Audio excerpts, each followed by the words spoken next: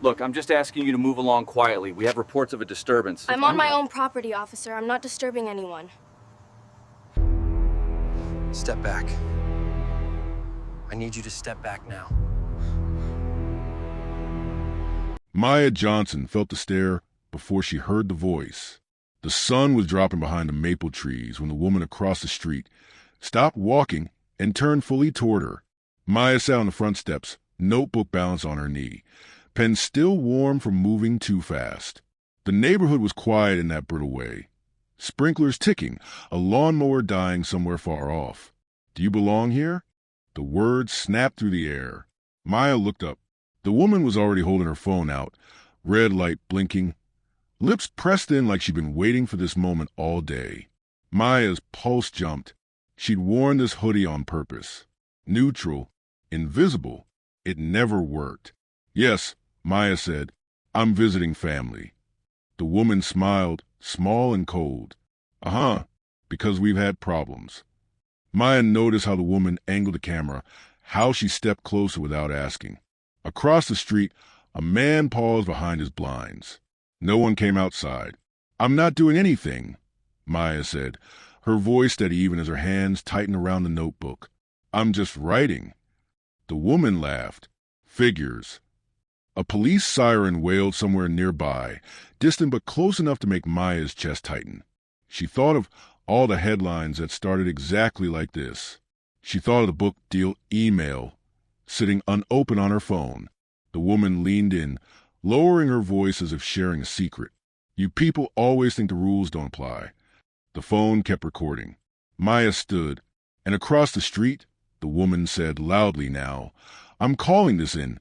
As the siren grew closer and the screen cut to black, Maya Johnson learned the sound of her neighbor's heels before she learned the woman's name. Sharp clicks on concrete. Every afternoon at 4, slicing through the quiet of the cul-de-sac, Maya stayed on the porch with her notebook, hoodie pulled tight, pretending not to hear. "Are you supposed to be here?" the woman called. Maya looked up slowly. She was 17, brown-skinned, braids tucked under her hood, pen paused mid-sentence. The woman stood at the edge of the driveway, arms crossed, phone already raised like a badge. "I live here," Maya said. The woman's mouth tightened. "Funny, I've never seen you before." Maya closed her notebook. Her aunt's house sat behind her, mortgage paid, roses trimmed. Still, the woman scanned the street as if waiting for backup. "What are you writing?" she asked. "A story." The woman laughed once, sharp. "Sure it is." A police cruiser rolled past the entrance of the block, slow, curious. Maya felt her chest tighten. She had learned this math early. Tone plus timing equaled trouble. "I'm just sitting," Maya said. "I'm not bothering anyone." "That's not for you to decide." The phone tilted, camera lens glinting. "People around here look out for each other." Maya stood. The porch boards creaked under her sneakers. "Then look out somewhere else." The woman's eyes flashed. "Excuse me." Maya's voice shook, but she kept it steady. "Please stop filming me." Silence stretched. A curtain twitched across the street. No one came out. "You kids are all the same," the woman said quietly. "Always playing victim." Something burned behind Maya's eyes. She thought of the emails waiting unanswered, the contract she hadn't told anyone about, the words she kept hidden because they were hers. "I'm done," Maya said. She stepped inside and closed the door. The click of the lock echoed, louder than the heels. Through the window, Maya watched the woman keep recording, lips moving, already telling a story that wasn't true. A cruiser turned the corner again. Maya pressed her back to the door, notebook clutched to her chest, heart pounding. Outside, the woman smiled at the camera. The knock came like it already knew it had the right address. 3 hard hits, no hesitation. Maya froze in the hallway, notebook still in her hands. Through the peephole she saw blue and tan, a badge catching the porch light. "Aunt Renee," she called, voice low. Renee Johnson appeared from the kitchen, dish towel in one hand, eyebrows lifting once. "Stay behind me," she murmured, and opened the door. 2 officers stood on the porch. One was older, square-shouldered, hand resting near his belt like a habit. The other looked younger, eyes darting to the street as if expecting an audience. "Ma'am," the older one said, "we got a call." Renee's expression didn't change. "From who?" "Concerned neighbor," he said. His gaze slid past her shoulder, landing on Maya. "Said there's a suspicious person outside your residence. Possible trespassing." Maya's throat tightened. "I'm not trespassing." The younger officer lifted a palm. "Hey, we're just checking. No one's accusing." "He just did," Maya said, then hated how small her voice sounded. Renee stepped half a foot forward, blocking the view. "This is my niece. She's visiting me." The older officer's tone stayed polite in a way that meant it didn't have to be. "Can we see some ID?" Maya looked at Renee, then back. "I'm 17. "ID," the older officer repeated. Renee's jaw flexed. "Do you ask every teenager on this street for ID when they sit on a porch?" The younger officer shifted, uncomfortable. "Ma'am, it's routine." "It's not routine for them," Renee said, nodding toward the houses across the cul-de-sac. "It's routine for us." A screen door across the street squeaked. Carol Whitman stood in her own doorway, phone held up, filming from a distance like she was documenting wildlife. "There she is," Carol called. "That's the one." Maya's stomach dropped. The word "one" landed like a label. The older officer glanced toward Carol, then back at Renee. "Ma'am, we just need to verify." "You can verify by using your eyes," Renee snapped. "She has my key. She's inside my home." "Maya," the younger officer said gently, "do you have anything with your name on it?" Maya swallowed. "My school ID is in my bag." "Go get it," Renee said, soft but firm. "And don't run." Maya moved past them, heat crawling up her neck. In the living room, her backpack sat by the couch. Her hand shook as she pulled out the plastic card, the photo too serious. Her name printed in bold, Maya J. Johnson. When she returned, she held it out. The older officer took it, examined it longer than necessary. "So you're not from around here," he said. "I'm from Cleveland," Maya answered, forcing steadiness. "My aunt lives here." He handed the card back like it weighed nothing. "All right, just be mindful. We've had break-ins." Carol's laugh floated from across the street. "Exactly." Maya stared at her. "You don't know me." Carol raised her chin. "I know what I saw." "You saw me writing," Maya said. "On my aunt's steps." Carol's smile hardened.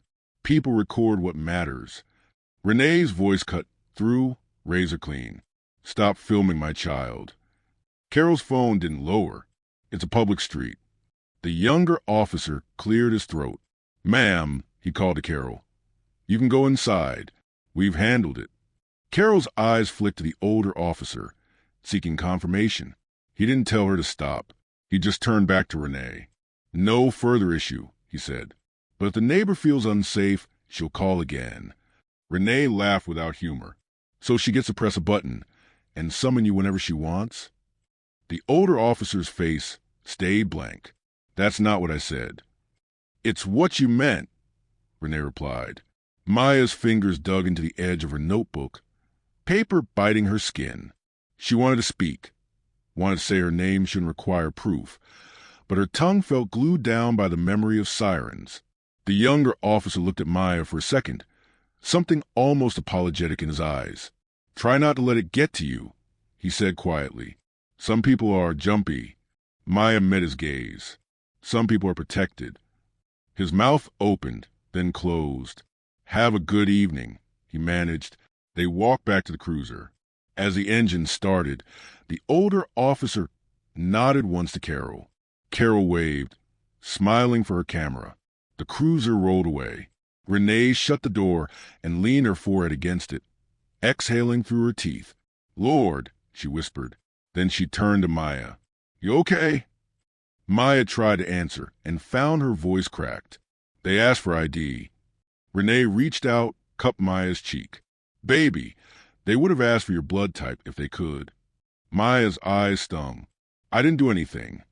"I know." Renee's thumb brushed away a tear Maya hadn't felt fall. But doing nothing never saved us. Maya looked toward the window. Carol was still out there, phone up, talking to someone, maybe narrating, maybe calling again. I can't breathe here, Maya said. Renee's expression softened, then sharpened. Then we make room. Tomorrow we start documenting. Every time, every word. We tell the truth louder than her. Maya clutched her notebook tighter. What if they don't care? Renee held her gaze. Then we make them care. Outside, Carol lowered her phone and pointed straight at the house, as if aiming. Maya's chest tightened all over again. Maya didn't sleep. She lay on the pull-out couch staring at the ceiling fan, counting each slow rotation, listening for footsteps that never came. Every sound felt amplified. The hum of the refrigerator, a car door down the street, the faint buzz of her phone on the coffee table. At 2:14 a.m., she picked it up. The email notification still sat there, unread. The subject line glowed softly in the dark. Contract attached, congratulations. She'd opened it weeks ago in Cleveland, heart racing, hands shaking, rereading the words until they felt unreal. A 3-book deal, a real advance. Her editor calling her voice urgent and necessary. She'd promised herself she'd celebrate later when it felt safe. Now she laughed quietly, the sound brittle. Safe. Here. At breakfast. Renee watched her over a chipped blue mug. You look like you fought a ghost. Maya pushed cereal around her bowl. I kept hearing her voice. Renee sighed. Carol Whitman doesn't get to live rent-free in your head. She already does. Maya hesitated. She posted the video. Renee froze. What video? Maya turned her phone around. The clip was short, 15 seconds cropped tight. No porch, no notebook, just Maya standing, face tense, Carol's voice off camera saying, "See? Won't even answer where she lives." The caption read, "Anyone recognize her? Safety first." Comments stacked underneath. Why is she so defensive? Probably casing houses. Call the cops again. Renee's jaw set. That woman is reckless. She knows what she's doing, Maya said. She cut out everything. Renee looked at her niece carefully. Is this the first time something like this has happened? Maya shook her head. Just the first time to follow me inside. She retreated to the back bedroom, shut the door, and opened her laptop. The document titled Book 3. Draft blinked back at her, cursor waiting patiently. Instead, she opened a new file. Incident log. She typed the date, the time, the words neighbor filming without consent. She wrote until her hand steadied. Her phone buzzed again. Unknown number. She ignored it. 10 minutes later, another message arrived. This one from her editor. Saw something trending locally that made me think of you. Are you okay? Maya stared at the screen. For a moment, she considered pretending none of this was happening, keeping her world separate. Writer Maya and porch-sitting Maya. Invisible and hypervisible.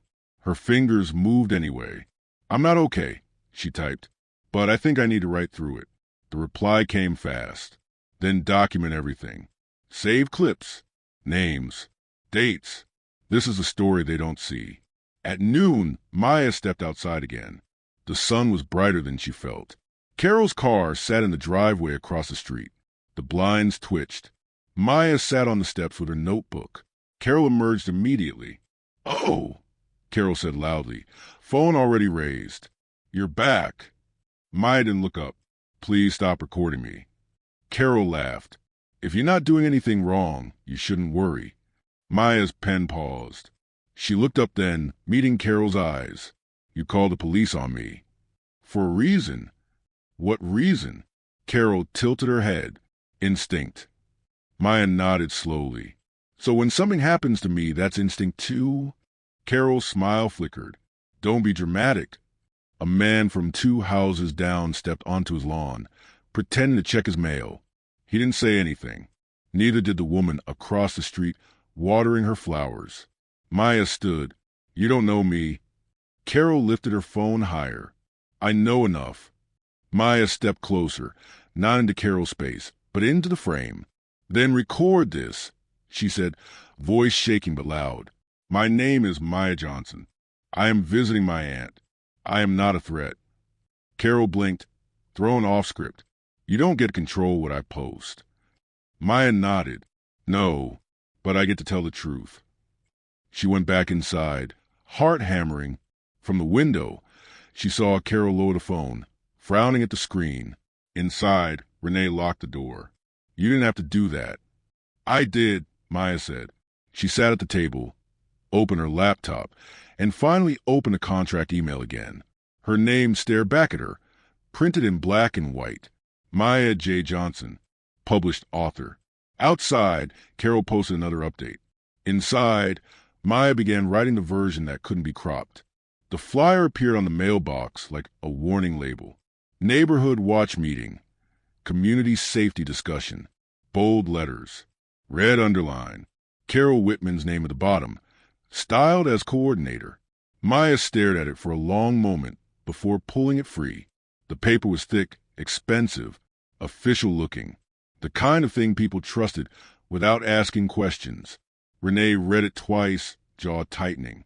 She didn't waste any time. She never does, Maya said. She just escalates.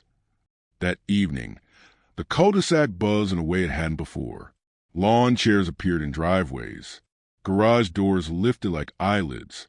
People who had never spoken to Maya nodded stiffly, then looked away.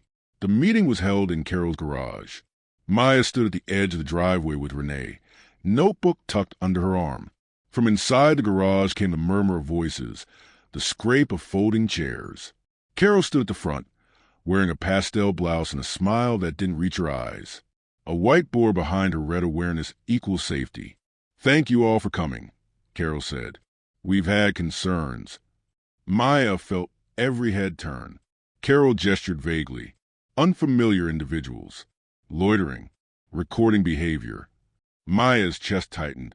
I wasn't recording anyone. Carol held up a hand.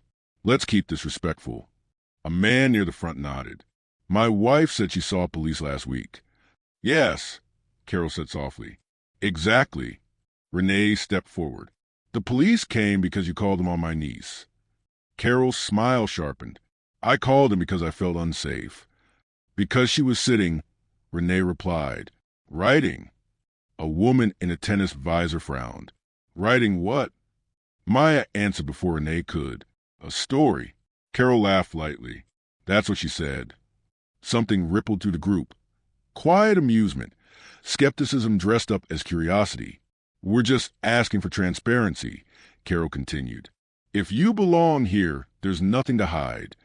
Maya felt heat rise in her face. I don't owe you proof of belonging. A man crossed his arms. That's not how community works. Renee snapped. Community doesn't mean surveillance. Carol raised both palms. No one's attacking anyone. Maya's voice shook. You posted my face online. Carol tilted her head. Public street. You encourage people to identify me. For safety. Maya opened her notebook, flipped to a page. I've documented every time you filmed me. Dates. Times. What you said. Carol's eyes flickered. That sounds like a threat.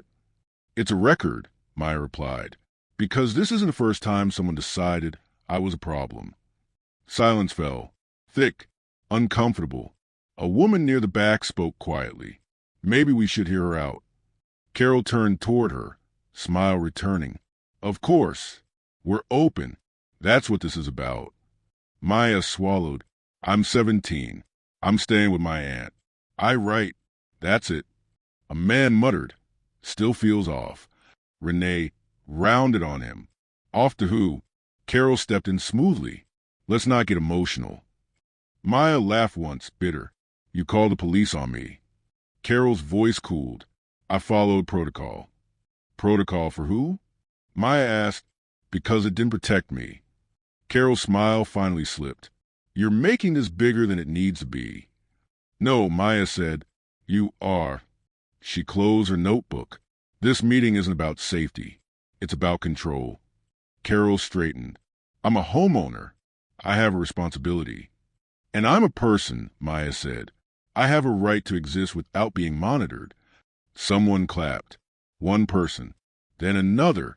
Hesitant. Scattered. Carol's eyes hardened. This meeting is over. As chairs scraped back and people dispersed, conversations buzzed low and uneasy. Some avoided Maya's gaze. A few nodded at her, apologetic but silent. Back inside the house, Renee locked the door, hand shaking. They don't see it. Or they don't want to. Maya sank onto the couch, exhaustion crashing down. She made me the issue. Renee sat beside her, because it's easier than admitting the truth. Maya opened her laptop, fingers flying. She typed everything, the whiteboard, the language, the way concerns replace accusations. Her phone buzzed. A local reporter's name she didn't recognize. Saw the video, then the meeting invite. If you're willing to talk, I'm listening. Maya stared at the message, heart pounding. Outside, across the street, Carol stood in her driveway, phone in hand, watching the house. Maya typed back, "Yes." She hit send. And somewhere between the garage and screen, the story began to shift. The reporter's name was Eli Brooks, and his voice was calmer than Maya expected. "I want to hear from you," he said over the phone. "Not the clips, not the comments. You." Maya sat at the kitchen table, laptop open, notebook stacked beside it. Renee hovered near the sink, pretending to wash the same cup for the third time. "It started with her filming me," Maya said. "Then the police. Then the meeting. She keeps saying it's about safety, but it's always about me." Eli paused. "How old are you?" 17. Another pause. Longer. "Okay, that matters." They met the next afternoon at a cafe downtown, neutral ground. Eli was younger than Maya imagined, hoodie under a blazer, recorder placed carefully between them like something fragile. "I'm going to ask hard questions," he said. "You can stop me anytime." Maya nodded. "I'm used to hard questions." "Why didn't you just ignore her?" Maya exhaled, because ignoring her didn't stop the police from showing up. Eli's pen stilled. "And the video?" "She edited it." Maya said she wanted a narrative, which was that I don't belong. Eli leaned back. "Do you think she knows what she's doing?" "Yes," Maya said without hesitation. "She just doesn't think it counts." When the article went live 2 days later, it didn't use the word racism in the headline. It didn't need to. Teen targeted by neighborhood watch after police call, viral video. The piece laid out timelines. Quotes, screenshots. It named Carol Whitman and included her statement. "I was acting out of concern for community safety." Maya read it twice, then a third time, heart racing. The comments filled fast. Some were cruel. If she didn't want attention, she shouldn't have gone public. Neighborhoods have rules, but others cut through. She's a kid. Why is an adult filming a teenager? This is exactly how it starts. Carol responded within hours. A new post. Longer. Defensive. "I am being attacked for caring. I will not apologize for protecting my neighbors." The HOA board sent an email that night. "We are reviewing recent events and will be holding a closed meeting." Renee snorted when she read it. Closed. Of course. The next morning, Maya stepped outside to find someone had left a note on the porch. No name, just handwriting. "I'm sorry. I should have said something." She folded it carefully, slid it into her notebook. Her phone buzzed again. This time, it was her editor. "Are you ready to tell people who you are?" Maya stared at the message. Her chest felt tight, not with fear exactly, but with weight. Once she said it, she couldn't take it back. "Not yet," she typed. "But soon." That afternoon, Carol cornered Renee by the mailbox. "This is getting out of hand," Carol said. "You should tell her to stop." Renee laughed. "You mean stop telling the truth?" "You're ruining my reputation." Renee's eyes flashed. "You did that yourself." Carol's voice dropped. "People like her don't understand consequences." Renee stepped closer. "People like you rely on silence." Carol stiffened. "This isn't over." "No," Renee agreed. "It isn't." That night, Maya lay awake again, but this time the ceiling fan wasn't counting down panic. It was marking time. She opened her laptop and pulled up a blank document. She didn't title it. She just started typing. Dialogue poured out first. Voices she recognized. Lines she'd heard. Twisted and softened and sharpened until they told the truth. When she finished the first draft, dawn was creeping in through the blinds. Maya closed the laptop and smiled faintly, exhausted. Outside, Carol's porch light clicked on. Inside, Maya's phone lit up with notifications, shares, messages, strangers saying thank you. Silence had protected Carol, but it was breaking now, and Maya was done whispering. The invitation didn't come from a reporter. It came from the station. Live segment. The producer said briskly over phone. Community response. 10 minutes. Are you comfortable on camera? Maya stared at the wall while Renee mouthed, "You don't have to. I'm comfortable telling the truth," Maya said. The studio lights were hotter than she expected. They flattened everything, skin, emotion, fear, until there was nowhere to hide.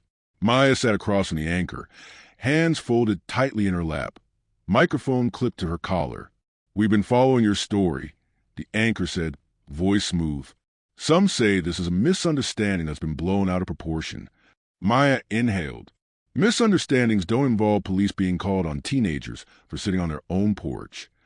The anchor blinked just slightly. "Your neighbor says she was afraid." "Fear isn't neutral," Maya replied, "and it isn't harmless when it's aimed." The screen beside them played clips, Carol's video, blurred comments, the neighborhood watch flyer. Maya watched herself from the outside, jaw tight, shoulders squared. "What people don't know," the anchor continued, "is that you're also a writer." Maya's heart kicked. She nodded. "Yes." "Published." "Yes." The producer's eyes widened off camera. Maya leaned toward the microphone. "I write about power, about how stories get told without us, about who gets believed." The anchor paused. "Would you like to tell us more?" Maya thought of the porch, the sirens, the way Carol said you people I could explain everything. "My name is Maya Johnson," she said. "I'm a published author, and this isn't fiction." The segment ended to a quiet studio. No applause, just the low hum of equipment. Back home, Renee hugged her so tightly Maya couldn't breathe. "I'm proud of you," she whispered. The fallout was immediate. Carol's employer released a statement by noon. "We are aware of the situation and are reviewing internal conduct policies." The HOA sent another email, this one public. "The Neighborhood Watch initiative has been suspended pending further review." Carol went live that evening. Her face filled the screen, eyes red, voice trembling. "I'm being attacked for caring about my community," she said. "Now they're digging into my life." The comments weren't what they used to be. "Why did you keep filming her? She's a kid. You called the cops." Carol ended the stream abruptly. 2 days later, a former neighbor reached out to Maya privately. She did this before. The message read, "Different family. They moved." Maya's hand shook as she forwarded it to Eli. The follow-up article hit harder. Pattern emerges in neighborhood watch controversy. This time, Carol didn't respond. She didn't come outside. A letter arrived instead, certified mail. Carol's lawyer. Cease and desist. Defamation. Maya read it once, then handed it to Renee. Renee smiled thinly. She's scared. Maya didn't feel triumphant. She felt tired, bone-deep tired. Every notification felt like a bruise being pressed. At night, she dreamed of doors that wouldn't open. The police department issued a statement the following week. "We acknowledge community concerns and are reviewing officer response protocols." No apology, no names. Maya sat on the porch anyway. Carol's house stayed dark. A woman from across the street approached slowly, hands visible like she was crossing a border. "I wanted to say," she began, then faltered, "I should have spoken up sooner." Maya nodded. "Yeah." The woman swallowed. "I didn't realize how bad it was." Maya met her eyes. "That's how it works." When the woman left, Maya opened her notebook. She wrote about exposure, not as light, but as heat, how it burned indiscriminately, how it revealed rot and left scars behind. Her editor called that night. "You're changing things," she said. But I need to ask, are you okay? Maya thought for a long moment. I don't know, she admitted, but I'm still standing. Outside, a moving truck pulled up in front of Carol's house. By morning, the driveway was empty. Maya watched from a window, chest tight, not with victory, but with the weight of what it took to be believed. Justice, she realized, wasn't clean. It just made the truth impossible to ignore. The mornings didn't feel lighter. Even after Carol moved, the echoes of her gaze lingered, online in whispers, in the lingering stares of neighbors who had watched too long before choosing sides. Maya woke to notifications buzzing like tiny alarms, each one a reminder that exposure came with its own weight. Her inbox overflowed with emails, interviews, readers reaching out, strangers sharing their own stories. But beneath the excitement, fear had settled into her chest like a stone. Every time she stepped outside, she felt the invisible weight of judgment. Some people were kind, others curious in ways that made her want to disappear. Renee watched her closely. "You stirred the hornet's nest," she said one afternoon while Maya pored over a draft. "And now they're buzzing back." "I didn't ask to be in the nest," Maya muttered, pushing her pen across the page. "I just wanted to write." "But they're part of the story," Renee reminded her. "And every story has its cost." That evening, Maya noticed a car parked across the street. New, unfamiliar, dark windows. She didn't recognize it, and instinct made her stomach tighten. She debated leaving it alone, pretending she hadn't seen it, but the feeling that someone was watching her didn't fade. By the time she glanced back from the window, the car had moved, leaving her heart hammering. The next day brought a knock at the door. Maya froze, glancing at Renee, who moved first. "Delivery?" Renee asked, voice calm but wary. A man in a uniform held a package and a clipboard. He didn't make eye contact. Maya took the box inside with trembling hands. Inside was a stack of legal notices and signed threats thinly veiled as warnings, demanding she stop her story and remove all references to Carol. Each page felt heavier than the last, as if the ink itself carried judgment. Maya sank onto the couch, notebook in her lap. "This is too much," she whispered. "I just wanted to write." Renee knelt beside her, hands on her shoulders. "You wanted the truth to be seen. That's never too much." Maya opened her notebook again, documenting the delivery. Date, time, name, the uniform, the way he avoided her gaze. She wrote fast, words spilling like water escaping a dam. Each line reminded her, witnessing and recording were acts of survival now, as much as writing. She stepped outside later, air sharp with early evening chill, notebook tucked under her arm. Across the street, the yard was empty. No Carol, no neighbors hovering at their porches. For a fleeting moment, it seemed safe. But Maya couldn't shake the feeling that observation lingered invisibly, that some eyes never truly went away. At school the next morning, whispers followed her through the halls. Friends approached cautiously, some offering support, some curiosity edged with suspicion. She tried to focus on familiar routines, math class, English, the cafeteria, but the incident had become a lens through which everyone looked at her. Every glance, every pause in conversation, felt magnified. Her English teacher, Miss Tran, pulled her aside. "I read about what happened," she said quietly.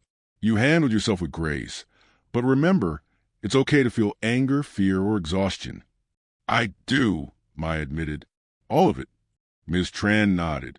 "Then let that fuel your work, not define you." That night, Maya wrote. She wrote about exposure and fear, about the way the world scrutinized young black bodies, about what it cost to exist and speak and be heard. Her pen traced lines of resilience, but also grief. The narrative wasn't clean. The emotions weren't linear. She paused to look out the window, where streetlights flickered and shadows shifted. The night felt alive with uncertainty, a reminder that visibility came at a price. Renee placed a hand on Maya's shoulder. "You've seen what happens when silence is broken," she said softly. "But you're stronger than you think. You're telling a story that matters." Maya nodded, eyes on the street. She wasn't sure if she believed it yet. Strength didn't feel like triumph. It felt like endurance. She had been seen, recorded, judged, and threatened. She had faced scrutiny she didn't ask for, and she had survived it. Outside, a neighbor waved hesitantly.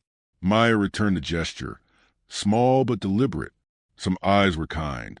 Some remained uncertain, and some had disappeared entirely.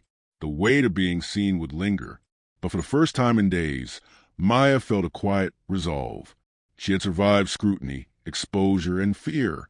The cost was high, but her story was hers, untouchable now in a way Carol's clips and the comments never could be.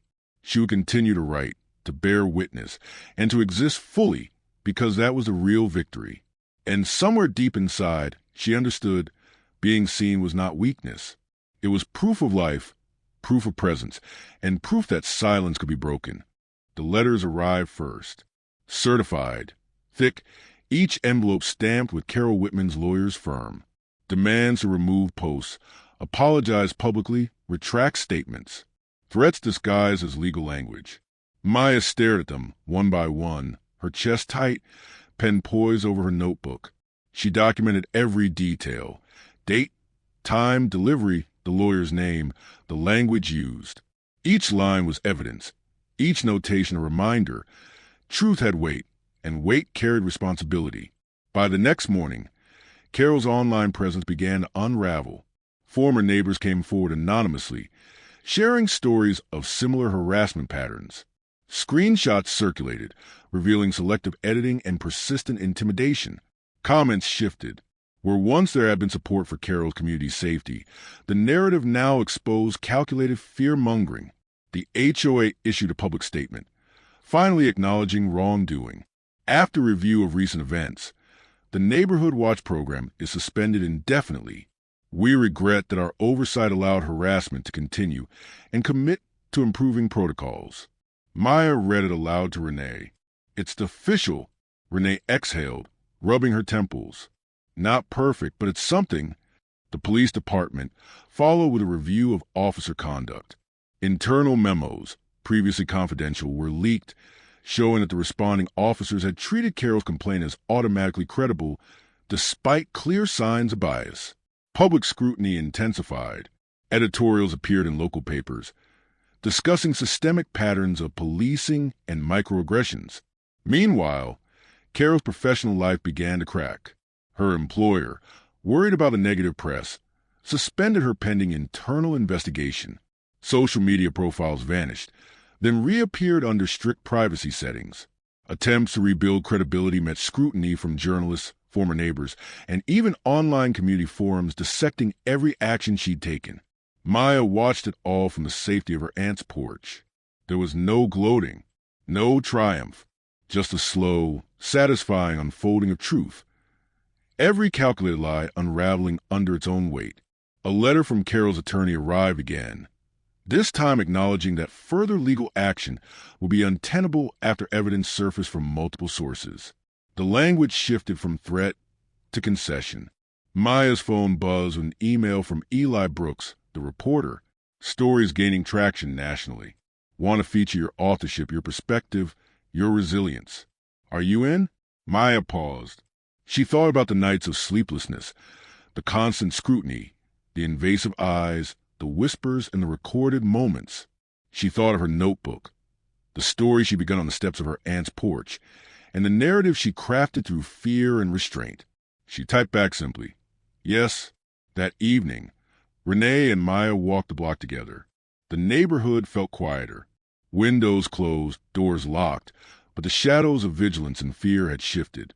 Carol's driveway remained empty. A neighbor approached cautiously, nodding at Maya. Glad you're okay, they said. No questions, no judgment, just acknowledgement. Maya smiled faintly. She thought of the stories she had yet to write, the truths yet to be told. Exposure had a cost. Being seen carried weight. But it had also created space, a space for honesty, for testimony, for endurance. Later, in the quiet of her room, Maya opened her laptop. She drafted a new essay for publication, one that bridged the personal and the political, the micro and the systemic. Her pen moved freely across the keyboard, faster than fear could catch up. She wrote about scrutiny, about bias, about power, and about resilience. She wrote about what it meant to be hypervisible yet ignored, targeted yet strong. Each paragraph was a quiet act of justice. Outside, the streetlights flickered, shadows stretching across the pavement. Maya's gaze lifted from her screen. For the first time since the first recording, she felt the air breathe with her. Justice had arrived, imperfect, slow, procedural, but real. And though the scars remained, the eyes that had watched, the whispers that had stung, Maya knew she had survived not because she was invisible, but because she had refused to be silenced. Her story had been seen. Her voice had been heard. And the world, finally, had to take notice. The cul-de-sac was quiet again, but it felt different. Not safer. Exactly. Not yet, but altered, as if the air remembered what happened and carried it forward. Maya sat on her aunt's porch, notebook on her lap, pen poised over the page. The neighborhood had seen her, questioned her, labeled her, and watched her endure. Now it was time to reflect, to write what remained. Renee poured 2 mugs of tea and placed one beside Maya. "It's been a long journey," she said softly. "Not the way we expected." Maya took a sip, the warmth anchoring her to the moment. "No," she admitted. "It hasn't been easy. I didn't realize how heavy being seen could be." "Being seen," Renee said, "sometimes costs more than being invisible ever did." Maya nodded. She remembered the sirens, Carol's phone, the whispers, the emails, the threats. She remembered the long nights recording every detail, documenting every act of harassment, every word said or unsaid. And yet, she also remembered the moments of truth, the emails from her editor, Eli's interview, the neighbors who apologized, the moments when people finally listened. Her fingers hovered over the keyboard. She began typing, letting the story flow through her. Not the viral clips or the accusations, but her truth. The words filled the screen like a river breaking through a dam. She wrote about the fear that had followed her, the resilience she had discovered, and the cost of claiming space in a world eager to deny it. The narrative shifted from personal to universal, a meditation on visibility, bias, and power. Each sentence was deliberate, weaving together the threads of her experience with the larger patterns she had observed. She wrote about the systems that allowed harassment to flourish, the HOA, the casual bystanders, the law enforcement response, and the subtle ways communities police behavior and identity. Hours passed, sunlight turning gold and then dim. The street outside was empty. Carol's house remained vacant, the moving truck long gone. It was a small, tangible victory. The harassment had ended, but its imprint lingered. Maya knew that justice was rarely clean. It was messy, procedural, and incomplete. The scars remained, subtle and deep, but she had survived them. Renee leaned against the doorway, watching her niece write. "You've turned everything into power," she said. Maya looked up, exhausted but resolute. "I had to. Otherwise, it would have broken me." The neighborhood had changed, too. Some residents avoided the cul-de-sac altogether. Others glanced at Maya with newfound respect or cautious apology. The street itself felt smaller, the air lighter, as if everyone had been forced to reckon with what they had witnessed. Even as the external conflict dissolved, Maya recognized the internal cost. Sleepless nights, anxiety, moments of self-doubt, they were part of what she carried forward. Resilience did not erase pain. It transformed it into something purposeful. She had survived scrutiny, social isolation, and institutional bias. She had faced the fear of being hypervisible and turned it into a narrative of empowerment. Maya closed her laptop and looked at her reflection in the darkened window. The same teenager who had sat on the porch, tense and silent, was still there, but different, stronger, wiser, seen. "Ready to go outside?" Renee asked. Maya nodded. They stepped onto the porch together, sunlight painting the street in warm hues. The air was crisp, carrying the faint scent of freshly cut grass and autumn leaves. For the first time in weeks, Maya inhaled deeply without a tremor of fear. Across the street, the empty driveway of Carol's former home stood as a silent testament. The house was just a house again. No cameras, no accusations, no whispers. And yet, Maya knew the work was not over. Stories like hers were not one-time events. They were part of a larger struggle. She had a voice now, recognized, published, and undeniable. She could document injustice, bear witness, and inspire change. Started with her own words. She opened her notebook once more, pen in hand. The blank pages were no longer intimidating. They were invitations. Each line she wrote would carry the weight of her experience, the truths of those silenced, and the resilience of those who refused to be invisible. A neighbor waved from across the street. Maya returned the gesture, smaller this time, tentative but sincere.